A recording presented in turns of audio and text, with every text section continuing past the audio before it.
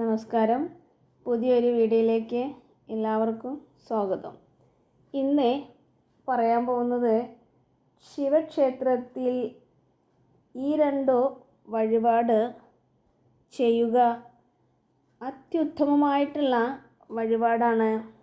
പ്രത്യേകിച്ച് നമ്മൾ ഒരുപാട് കാലത്തെ ആഗ്രഹങ്ങളും ഒരുപാട് പ്രതീക്ഷകളോട് കൂടിയിട്ടുള്ളതുമായ എല്ലാ കാര്യവും എത്രയും പെട്ടെന്ന് നടക്കാവുന്ന ചെറിയൊരു വഴിപാടാണ്.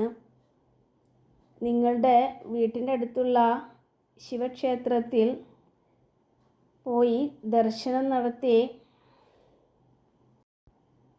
കുളിച്ച് തൊഴുത് ഓം നമഃ ശിവായ അങ്ങനെ 21 തവണയെങ്കിലും വീട്ടിലിരുന്ന് ജപിച്ചിട്ട് നമ്മൾ ഭവനത്തിലുള്ള എല്ലാവരെയും കൂടെ പോകാൻ പറ്റുകയാണെങ്കിൽ അത്യുത്തമം.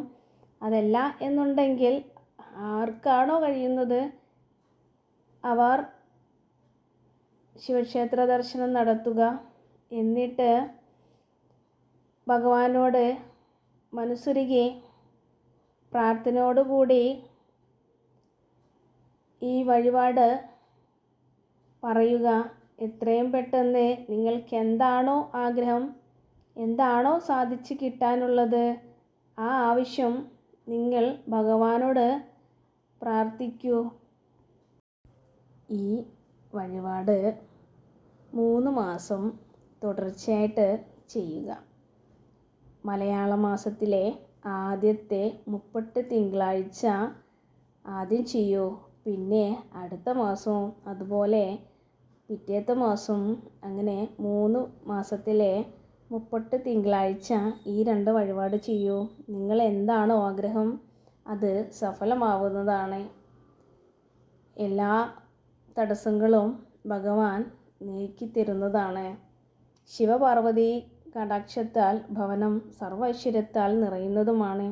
ഏതാണ് ഈ വഴിപാട് എന്ന് വെച്ചാൽ കൂവളമാല അല്ലെങ്കിൽ കൂവളത്തിലെ പുഷ്പാഞ്ജലി എന്ന് പറയും. കൂവളത്തിൻ്റെ പുഷ്പാഞ്ജലി.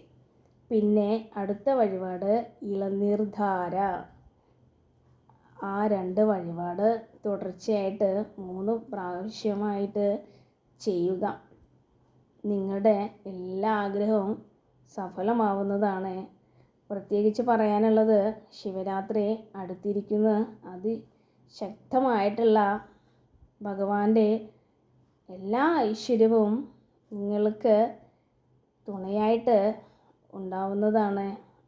അതിനാലാണ് ഇങ്ങനെ ഒരു വഴിപാട് പറയാൻ എനിക്കൊരു നിമിത്തമായിട്ട് വന്നത്. എല്ലാം ശുഭമായിട്ട് വരും. ഓം നമഃ ശിവായ. ഓം നമഃ ശിവായ. ഓം നമഃ